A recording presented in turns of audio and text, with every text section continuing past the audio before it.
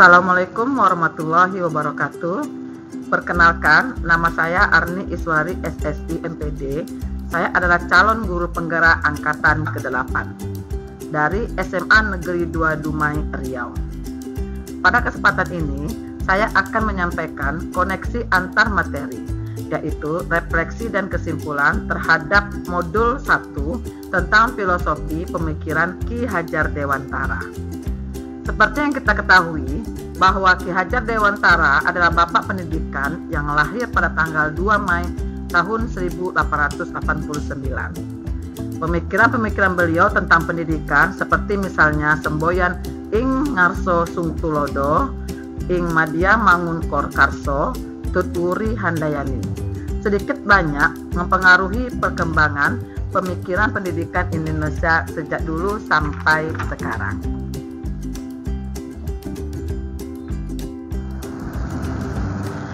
Di sini saya akan merefleksi diri saya melalui 3 pertanyaan.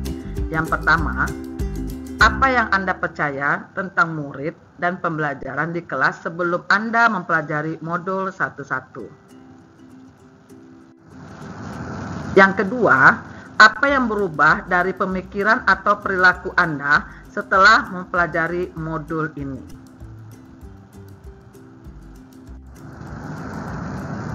Yang ketiga, apa yang dapat segera Anda terapkan lebih baik agar kelas Anda mencerminkan pemikiran Ki Hajar Dewantara?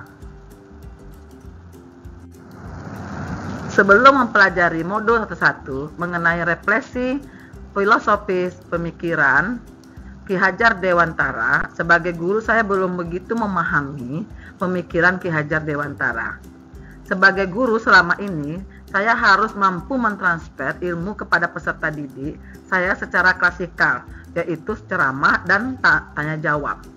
Saya menganggap siswa tidak akan paham kalau materi pelajaran yang saya berikan itu tidak saya langsung yang menjelaskan dan tidak saya langsung yang mengerjakannya. Sehingga pembelajaran di kelas sebelum saya mempelajari modul 1-1, yang pertama, kegiatan pembelajaran terfokus pada ketuntasan. Di dalam pembelajaran, saya selalu menekankan kepada siswa bahwa mereka akan mencapai ketuntasan belajar dengan nilai 70. Apabila mereka tidak mencapai nilai tersebut, maka mereka dikatakan tidak tuntas. Yang artinya, siswa dikatakan tuntas belajar jika mereka bisa mengerjakan soal asesmen sesuai dengan kompetensi dasar yang tertera di kurikulum serta nilainya mampu melampaui KKM.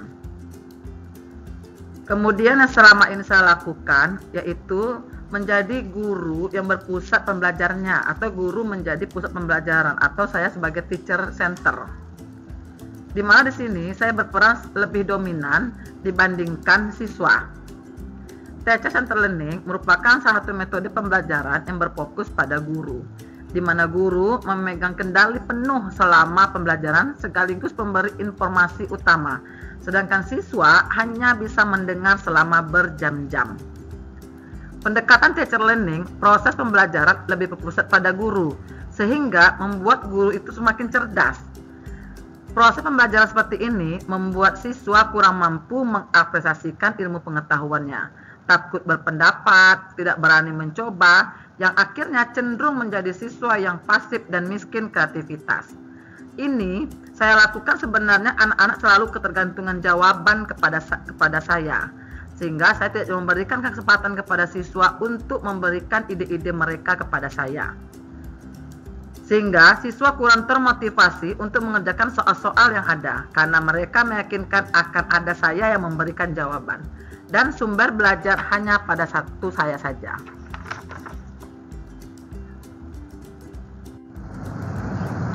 Kemudian yang saya lakukan sebelum mempelajari modul 1-1 yaitu saya jarang melakukan refleksi pembelajaran.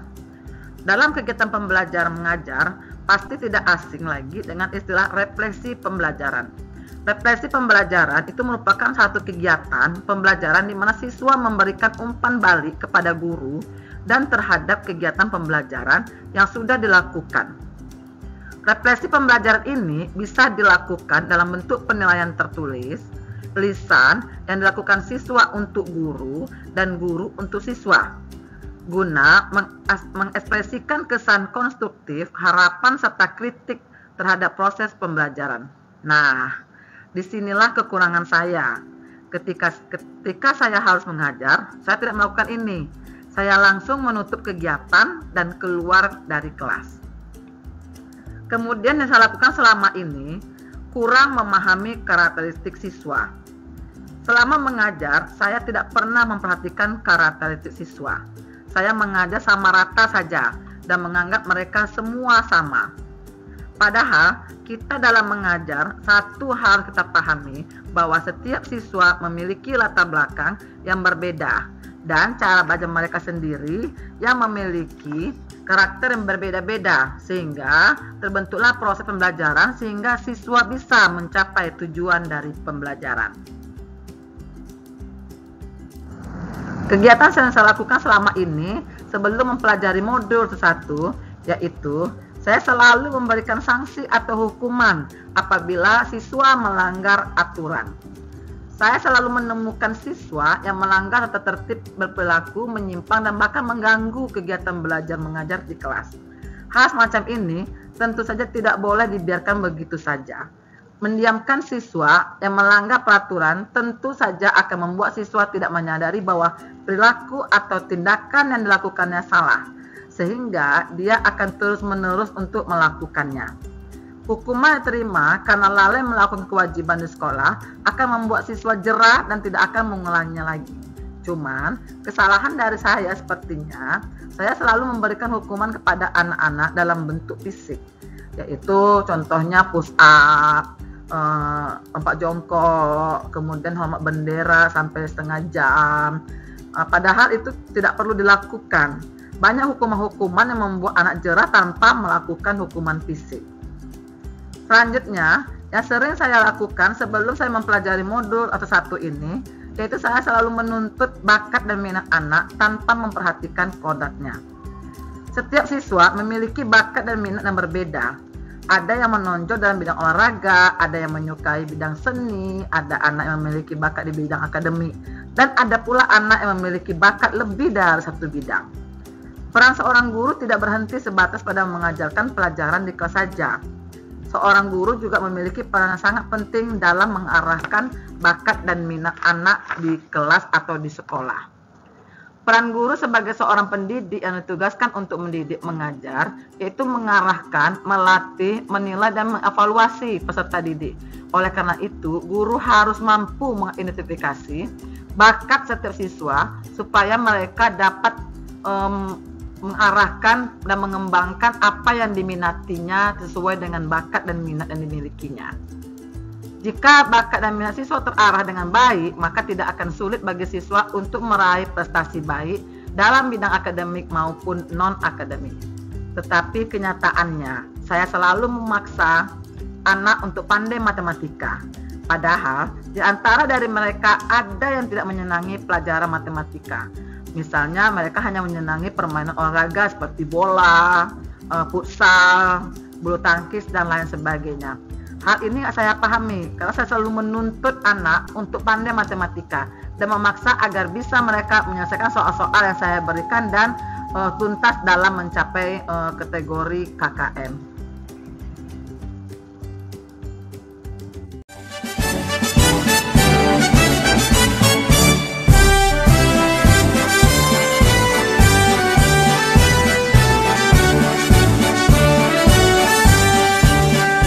Bulatkan tekad, kuatkan hati, negeri ini memanggilmu kawan. Belajar, bergerak, berbagi untuk negeri, guru penggerak majukan pendidikan. Guru penggerak menghamba pada murid, kreatif rancang pembelajaran.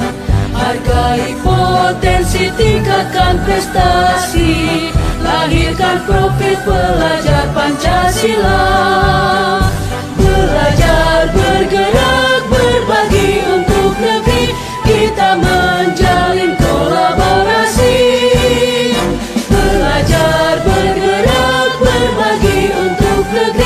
demi bakti pada Ibu Pertiwi.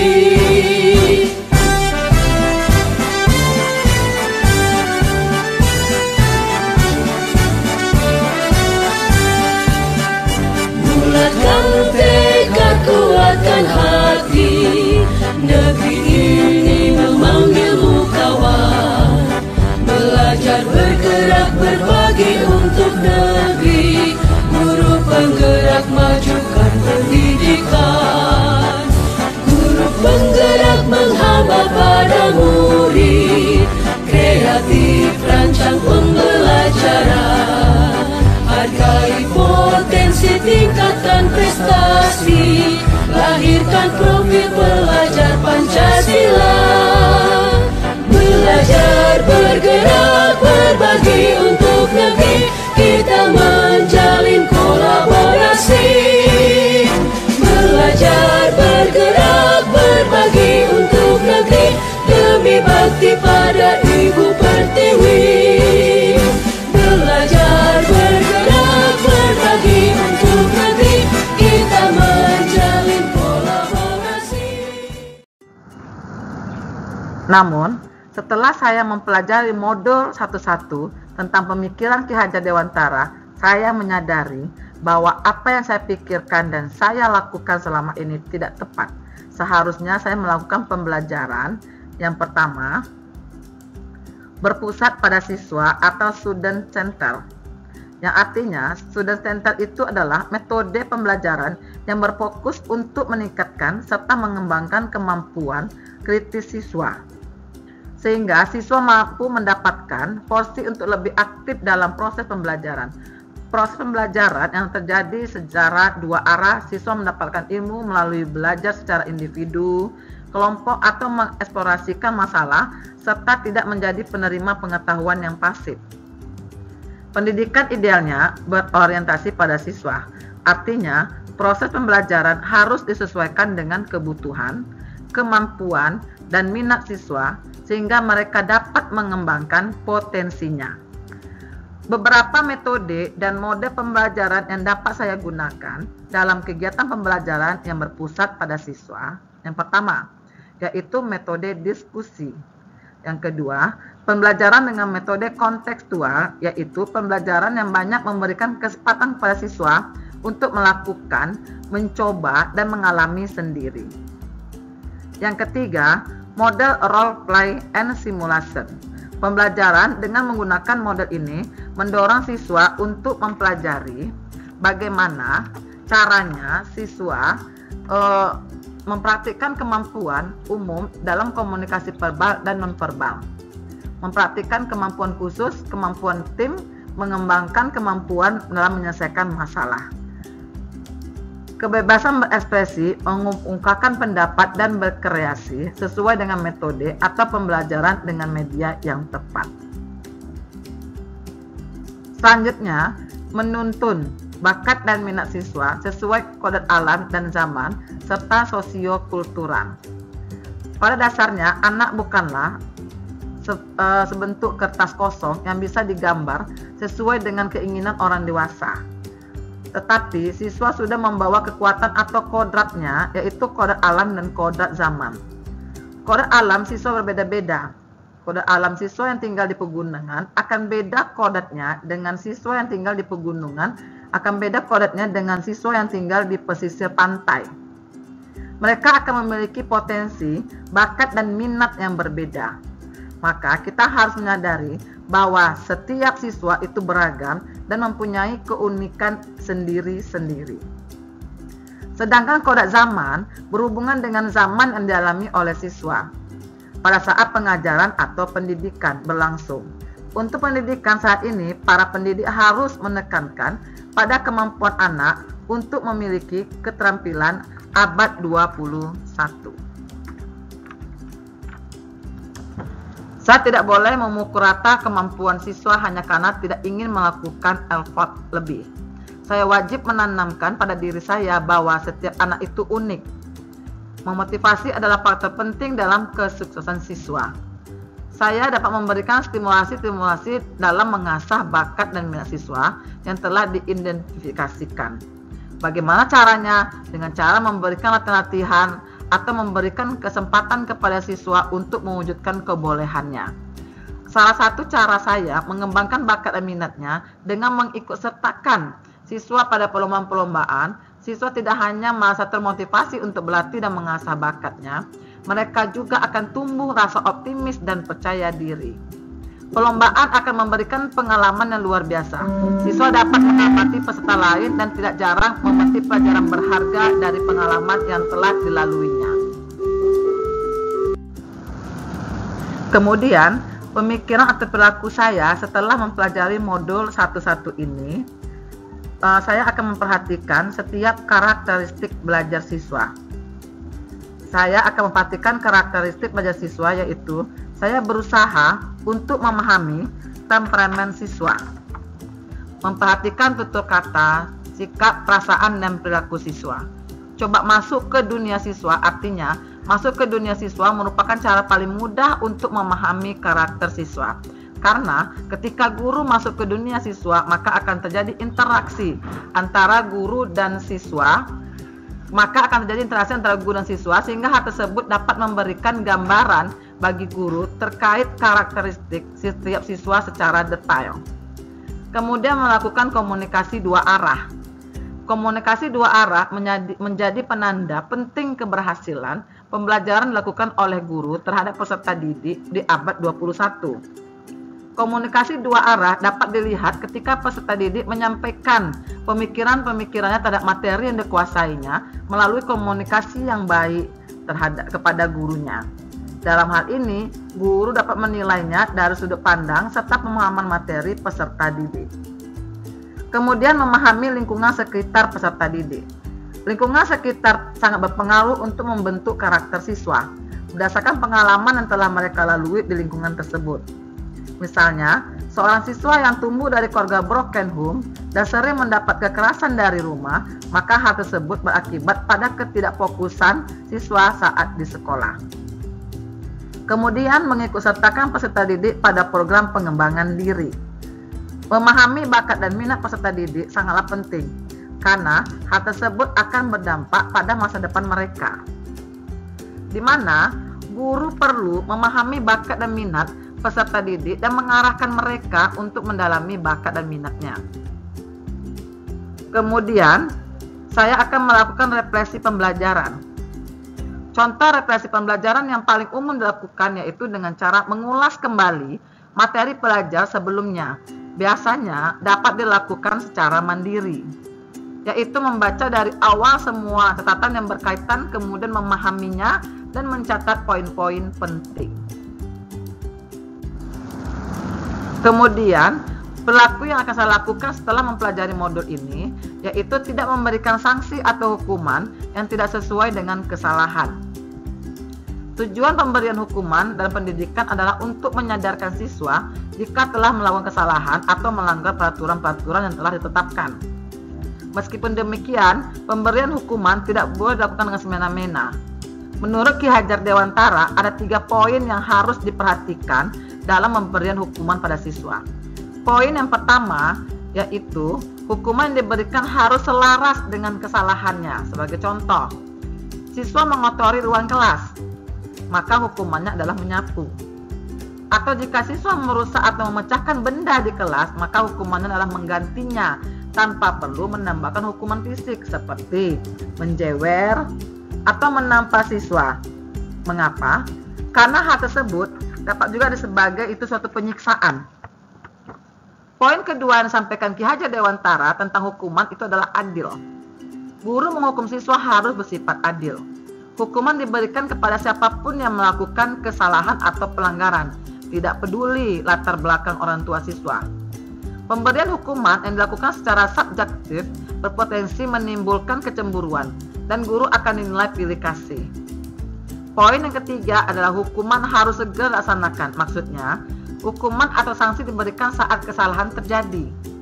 Jangan menunda-nunda karena selain akan kehilangan momen pentingnya, hal ini bertujuan untuk menghindari rasa lupa dan siswa langsung menyadari apa kesalahannya. Jadi kita langsung menghukumnya pada saat dia berbuat kesalahan, jangan ditunda-tunda. Kemudian, selanjutnya saya akan mencoba melakukan proses pembelajaran secara menyeluruh.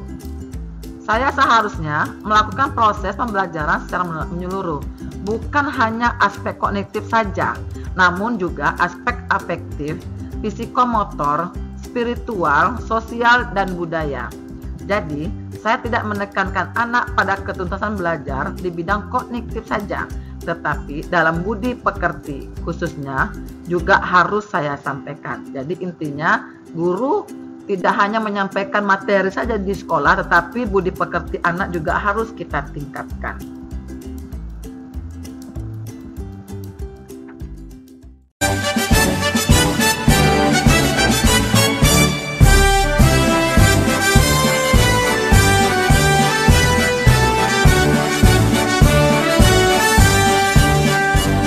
Bulatkan tekad, kuatkan hati, negeri ini memanggilmu kawan. Belajar, bergerak, berbagi untuk negeri, guru penggerak majukan pendidikan. Guru penggerak menghamba pada murid, kreatif rancang pembelajaran. Hargai potensi, tingkatkan prestasi, lahirkan profil pelajar Pancasila. Belajar, bergerak, berbagi untuk negeri, kita menjalin kolaborasi. Belajar, bergerak, berbagi untuk negeri, demi bakti pada Ibu Pertiwi.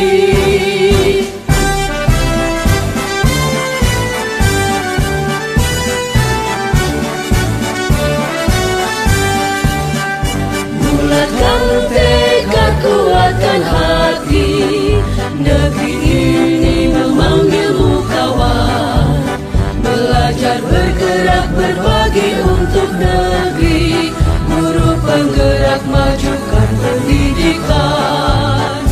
Guru penggerak menghamba pada murid, kreatif rancang pembelajaran. Hargai potensi, tingkatkan prestasi, lahirkan profil pelajar Pancasila. Belajar, bergerak, berbagi untuk negeri, kita menjalin kolaborasi. Belajar, bergerak, berbagi untuk negeri, demi bakti pada Ibu Pertiwi.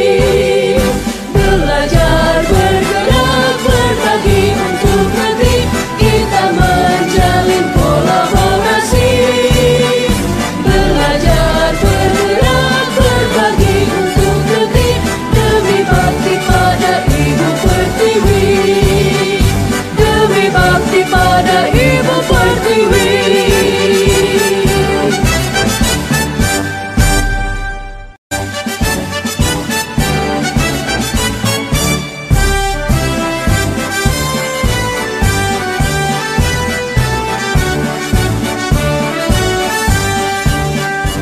Bulatkan tekad, kuatkan hati.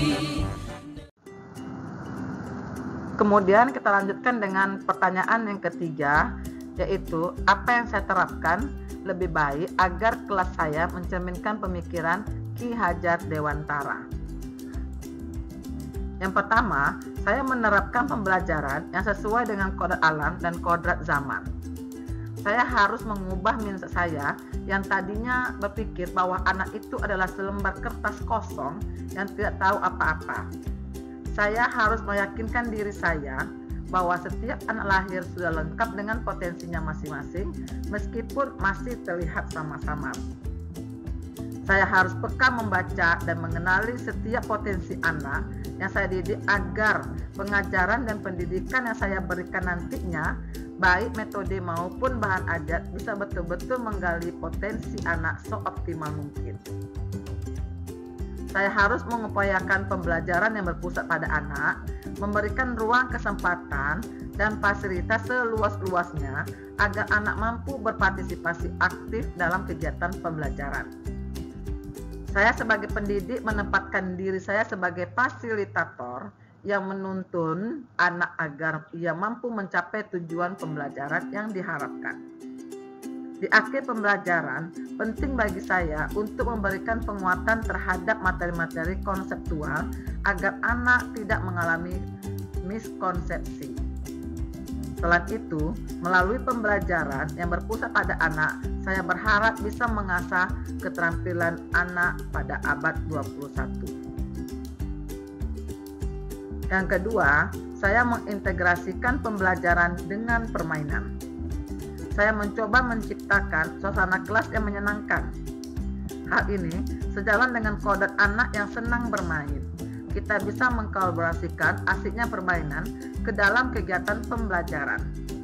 Misalnya, dengan melakukan permainan tebak kata ketika pembelajaran berlangsung.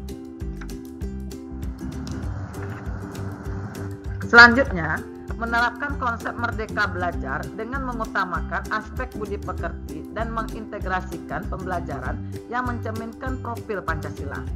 Sebagai wujud dari tujuan pendidikan yang utama, yaitu lahirnya anak yang tidak hanya kompetensi dari segi akademis, tetapi juga berbudi pekerti yang baik. Saya, sebagai guru, selain memberikan wejangan, harus bisa juga memberikan teladan yang baik. Jadi, anak tidak hanya melakukan apa yang saya katakan, tetapi harapannya anak mampu meneladani perilaku-perilaku apa yang saya contohkan. Selain itu, sebagai upaya memotivasi anak agar berbudi pekerti baik, ini juga bisa menjadi tantangan untuk saya. Bagaimana caranya agar saya bisa konsisten memberikan keteladanan yang baik. Guru sebagai sosok yang digugu dan ditiru. Saya berharap saya bisa memaknai semboyan Ki Hajar Dewantara, yaitu Ing Ngarso Sung Tulodo, yang artinya dari atas sana saya bisa memberikan teladan bagi setiap anak didik saya. Ing Madio Mangun Karso, di tengah saya bisa menjadi teman yang memberikan semangat, serta Tut Wuri Handayani, dari belakang saya bisa memberikan dorongan moral serta semangat belajar. Kemudian, saya dapat mendesain pembelajaran yang menyenangkan, inovatif, dan menciptakan suasana yang menggembirakan sehingga siswa merasa senang dalam pembelajaran. Kemudian saya menerapkan pembelajaran dengan sistem AMONG, yaitu pendidikan yang menuntun, bukan menuntut. Menerapkan pembelajaran yang berbasis kearifan lokal dan budaya setempat. Dari modul 1.1 saya dapat menyimpulkan yang pertama, pendidikan adalah menuntun, bukan menuntut. Pendidikan harus berpihak pada anak atau memerdekakan anak, student center. Kesimpulan berikutnya, pendidikan sejatinya berhamba pada anak. Dan kesimpulan berikutnya, pendidikan tidak berfokus pada kognitif saja, tetapi juga budi pekerti anak yang perlu kita tingkatkan. Demikianlah koneksi antar materi berupa video yang saya berikan ini. Semoga video ini dapat menginspirasikan bagi Bapak Ibu pejuang pendidikan. Salam dan bahagia Bapak Ibu guru penggerak pejuang pendidikan.